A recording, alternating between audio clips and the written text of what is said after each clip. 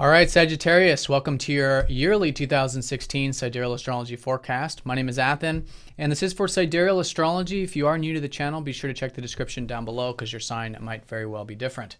All right, Sagittarius, a very transformative year, as you might guess, with all of the very transformative energy from the end of 2015 going into this year. In fact, it shows in the astrology a lot of the same aspects that we've had start, especially, as far back as August, but especially October, November time period, they continue. And it's a culminating point about mid-year for a lot of those things. And then we don't start any new energies in terms of aspects until late December. So big shifts for 2017 from whatever it is that we're building this year. And it is a year of building because Saturn is going to be a major player, as you can imagine, this year, as he has been, and it's involving the north and south nodes. So it's a year of change, and it's a year of life path, change towards a life path, releasing old energies, which is going to be Chiron and then Neptune over the south node, all right, very significant, and then Jupiter, your ruler, over the north node, okay, especially the early part of the year. So a lot of growth and opportunities there, but hemmed right in the middle is Saturn, right, squaring up to both points. And so this has been for you guys the hard work and patience and discipline when it comes to your spirituality, when it comes to that alone time, that rest and relaxation, and your connection to God, that is so important in our lives. And so when you do put in that hard work there with your spirituality, you're essentially working in tandem with these, with this life path shifts and changes, because there's a lot that can be expanded upon. It's a lot that can be achieved this year, but it will take that patience, perseverance, and the willingness to work hard. Not work hard as in necessarily challenging, but, in a grounded way. So that's going to be the energy of the year in a nutshell, okay, really emphasizing that Saturn squaring these 2 points. Now, Pluto is a very benefic energy this year, generally speaking. He's going to be trining up and sextiling the north and south nodes. Okay, so very good, and that's coming from your first house. So it could be a very good year for where a lot of you are changing, your self-image, who you are, your goals and plans and things like that, which can come easy and very supportive to this growth. And with your ruler going over the north node, this doesn't happen very often. This is a time where you guys can really gain a lot of insights about where you're headed and what you want to expand upon and what you're really excited about in life in general. Okay. Now, the shift is essentially that the North Node's been in your 10th house of career, of legacy, of everything on that public level, and is now shifting into your 9th, which is your house. And that's where Jupiter's been. Okay, so the 9th house is about expansion. It's about adventure. It's about philosophy, spirituality, astrology, anything that opens our worldview. Okay, and it could be literally like traveling. It could be university studies. So when you go into it wanting to learn more about it, when you want to expand and you have that intention there, then you're working in tandem with the North Node, because the North Node just creates the opening. And we usually do feel like an excitement or something that we're pulled to do there. But especially with Jupiter, we have to take action. We have to actually implement it.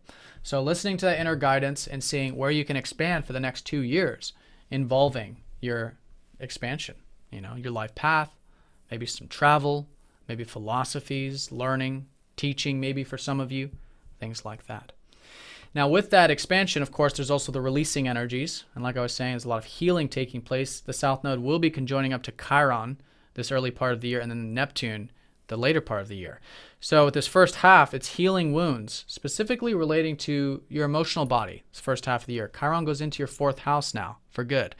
And this is all about wounds relating to maybe home, maybe family, especially the past, maybe even your health. It could be a big year of healing health for a lot of you. But there's a lot of old energies here. The South Node is signifying releasing. A lot of old energies being released in the process. So it's about letting go of the past, right? And healing any old wounds regarding to the past, perhaps. And through that space and through that healing rejuvenation that comes as a result, that lays the foundation for you to move towards this life path 9th house energy much easier. And then Saturn, of course, is there making sure everything's grounded, making sure everything is disciplined, and we are expanding in a slow and steady way. So that's going to be that first half. And then we have the eclipses in March. All right, so in March, we do have the solar eclipse, March 8th, and that's going to be right on the cusp between Aquarius and Pisces, that 4th house. All right, and there's a lot of, shifting involving now your communications. That's been an area where maybe it's been uncertain. Maybe the communications, maybe intelligence, maybe socializing, maybe anything that has to do with your peers or groups in some sense. It's been uncertain. There's been a lot of needing to have faith and trust that everything on that sort of more daily, synergistic, corresponding level is going, along with divine timing. And with that faith and trust, that's creating the ease and the flow. But with this particular solar eclipse, there's a new beginning of healing, both in that home and family or past or roots I was talking about, and also the communicative or the social and the learning and the practical intelligence aspects of life. So releasing old energies and healing relating to that as well. And in that way, with the solar eclipse, we do culminate in September when we have the lunar eclipse in Pisces. So between basically March and September, it's a great time to do that healing work and releasing, particularly involving those two areas. And then by September, you could feel that as a result, where there's more space. But you'll notice the space unfolding in steps. Now, also in March, the lunar eclipse, which is a culminating point, March 23rd. All right, this is going to be in Virgo. So especially the past 6 months from this point could be a culmination of career, of work, anything on that public level or legacy, which has been the big shifts and changes for a lot of you over the past 2 years. Okay, so culmination and awareness of that in March.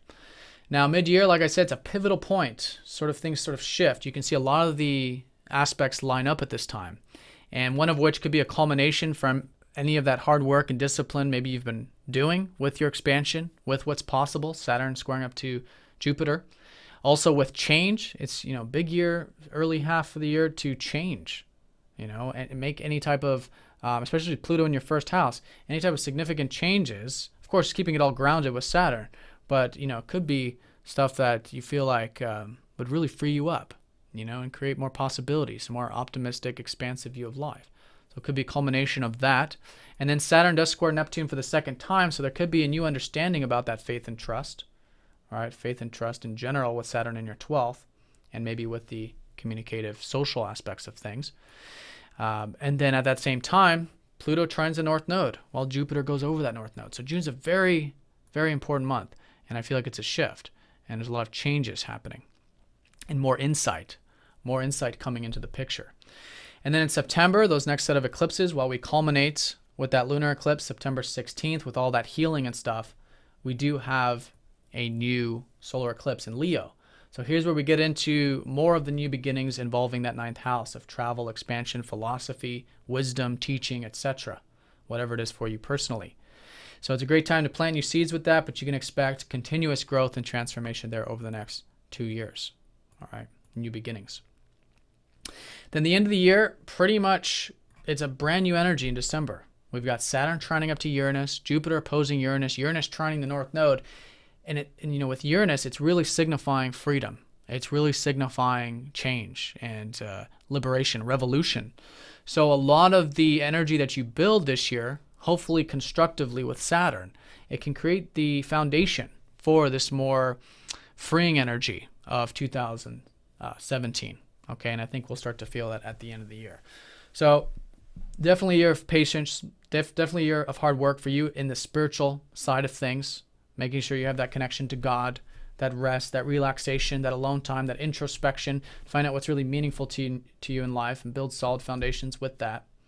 Release anything old relating to the emotional body involving healing, the past, roots, home, family stuff, as well as correspondence, your mind, your communication skills, your communication abilities, social abilities, things like that are being released so that you can move into all of this new growth about the expansive aspects of life, philosophy, spirituality, travel for some of you, etc.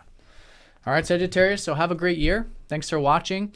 If you guys ever have any questions, feel free to let me know at masteringthezodiac.com. I want to thank you all very much for all of your support, for liking, sharing, commenting, etc. It's been tremendously helpful.